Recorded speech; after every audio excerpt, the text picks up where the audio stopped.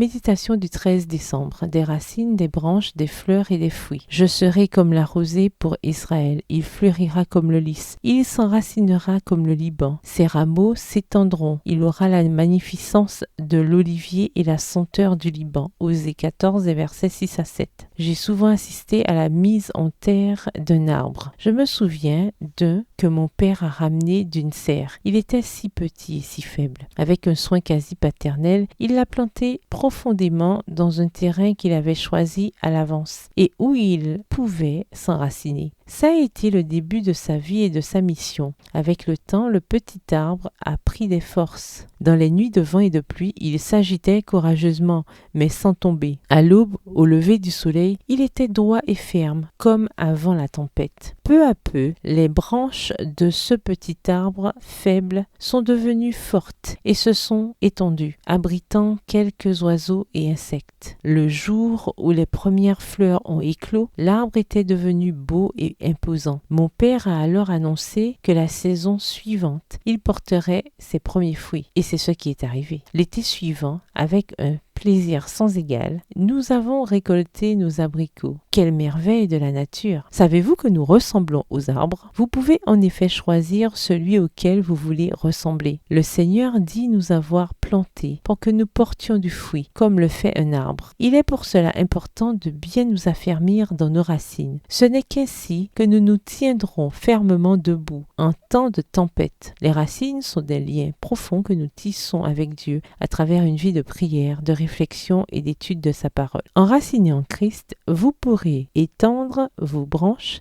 et vous verrez que beaucoup s'abriteront dans leur feuillage. Lorsque les premières fleurs orneront votre personnalité d'amabilité, de bonté, de sympathie et de joie, et que vous porterez des fruits qui honorent le Créateur, vous serez un instrument de paix et de réconfort pour les désespérés. Ne négligez donc pas votre dépendance au Christ. Veillez à ce que vos racines continuent à grandir à l'intérieur, au plus profond, là où elles pourront se nourrir de l'amour parfait de Dieu et de sa vérité. Alors et seulement alors, vous accomplirez la mission pour laquelle vous avez été plantés en Christ. Bonne journée, que l'Éternel vous bénisse.